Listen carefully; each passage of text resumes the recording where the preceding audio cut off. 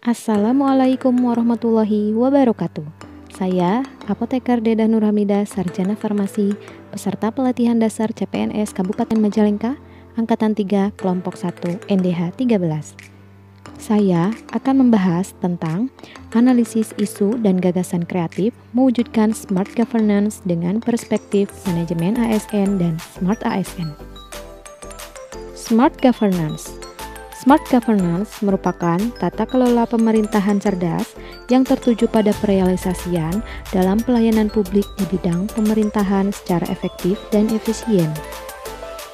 Berikut ini adalah 6 isu yang saya temukan di instansi tempat saya bekerja, yaitu UPT Puskesmas Margajaya, Kabupaten Majalengka.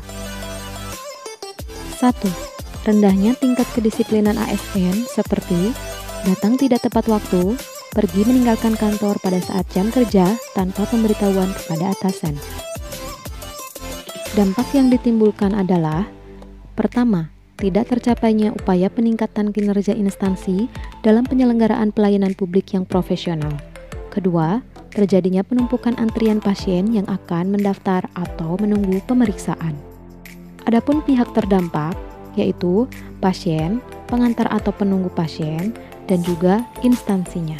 Dengan terjadinya ketidakpuasan pasien atau pengantar dan keluarga pasien terhadap pelayanan yang kita berikan, maka hal ini akan berdampak pada citra instansi yang tidak baik di mata pasien.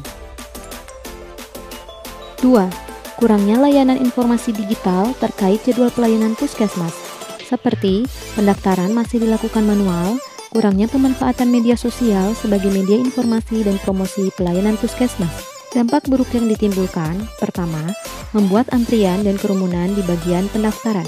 Kedua, petugas pendaftaran kewalahan karena terjadinya penumpukan tersebut. Untuk pihak yang terdampak, yaitu pasien, pengantar atau penunggu pasien, petugas medis, dan petugas pendaftaran. 3. Kurang optimalnya pemanfaatan e-puskesmas sebagai media terintegrasi berbasis internet untuk pengelolaan sediaan farmasi, alat kesehatan, dan bahan medis habis pakai, yaitu penginputan data penerimaan dan pengeluaran barang pada e-puskesmas tidak dilakukan secara teratur. Hal ini berdampak pada: pertama, terdapatnya perbedaan data stok antara data e-puskesmas dengan fisiknya. Kedua, pengelolaan obat ED kurang terkendali dengan baik. Ketiga, perencanaan permintaan sediaan farmasi, alat kesehatan, dan bahan medis habis pakai menjadi kurang akurat. Pihak terdampak dari isu tersebut adalah petugas farmasi, petugas medis lainnya, petugas rekam medis, dan instansi. 4. Kurang tertibnya pelaporan dan pencatatan insiden keselamatan pasien sebagai bagian dari upaya menjamin keselamatan pasien. Hal ini berdampak pada: pertama, insiden keselamatan pasien yang tidak tercatat dan tidak dilakukan evaluasi akan berpengaruh terhadap mutu pelayanan dan keselamatan pasien. Kedua, kurang efektifnya upaya pencegahan terjadinya kejadian yang sama di kemudian hari. Pihak terdampak dari isu tersebut adalah pasien, petugas medis, dan instansi. 5. Kurangnya pengetahuan pasien atau pengantar mengenai risiko penularan infeksi, seperti kurangnya kesadaran penggunaan masker saat berada di area puskesmas, pasien atau pengantar tidak melakukan hand rub atau mencuci tangan sebelum memasuki dan setelah keluar dari area puskesmas. Dampak yang ditimbulkan yaitu: pertama, kurang efektifnya upaya pencegahan penularan infeksi di puskesmas. Kedua, tidak terkendalinya risiko penularan infeksi terhadap pasien, pengantar, dan petugas puskesmas. Adapun pihak terdampak yaitu pasien, keluarga atau pengantar pasien, dan petugas puskesmas. 6. Kurangnya penerapan budaya 5S, senyum, salam, sapa, sopan, santun oleh petugas puskesmas.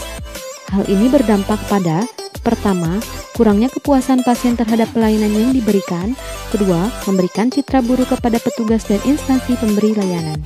Adapun pihak yang terdampak yaitu pasien, petugas puskesmas, dan instansi.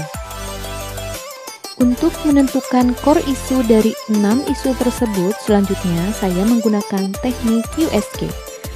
Urgency: seberapa mendesak suatu isu harus dibahas, dianalisis, dan ditindaklanjuti. Seriousness: Seberapa serius isu harus dibahas dikaitkan dengan akibat yang akan ditimbulkan. Growth. Seberapa besar kemungkinan memburuknya isu tersebut jika tidak ditangani segera. Di sini, kita bisa melihat dari total dan ranking sehingga yang menjadi core isu yaitu kurang optimalnya pemanfaatan e-Puskesmas sebagai media terintegrasi berbasis internet untuk pengelolaan sediaan farmasi, alat kesehatan, dan bahan medis habis pakai.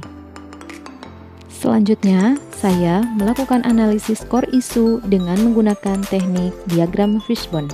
Dari diagram ini, kita bisa melihat penyebab kurang optimalnya pemanfaatan layanan e-Pus sebagai media pengelolaan sediaan farmasi dan bahan medis habis pakai, yaitu pertama, manpower atau tenaga kerja. Kurangnya jumlah tenaga farmasi, kurangnya penguasaan terhadap layanan e-Puskesmas, kurangnya kedisiplinan terhadap pengelolaan e-Puskesmas, dan beban kerja yang tinggi sehingga pelayanan e-Puskesmas tidak dapat berjalan maksimal. Kedua, Mother Nature atau lingkungan. Kurangnya dukungan dari petugas lain di luar farmasi, dan kurangnya kerjasama tim dalam pengelolaan e-Puskesmas. Ketiga, metode. Belum adanya SOP terkait pengelolaan berbasis e-Puskesmas. Belum adanya sosialisasi terkait pentingnya pengelolaan e-Puskesmas. Keempat, mesin, teknologi. Cara penggunaan e-Puskesmas yang masih terlalu rumit untuk sebagian pegawai di Puskesmas. Untuk penyelesaian core isu tersebut, saya memiliki beberapa gagasan kreatif, di antaranya, pertama, melakukan pelatihan tentang penggunaan e-Pus di Puskesmas. Kedua, membuat SOP pengelolaan sediaan farmasi, alat kesehatan, dan bahan medis habis pakai berbasis e-Puskesmas. Ketiga, melakukan sosialisasi SOP pengelolaan sediaan farmasi, alat kesehatan, dan bahan medis habis pakai berbasis e-Puskesmas. Keempat, melakukan evaluasi beban kerja sehingga pencapaian kinerja bisa lebih optimal. Demikianlah analisis isu dan gagasan kreatif yang bisa saya berikan untuk mewujudkan smart governance. Mari bersama kita wujudkan smart governance pemerintahan Kabupaten Majalengka. Majalengka, Raharja.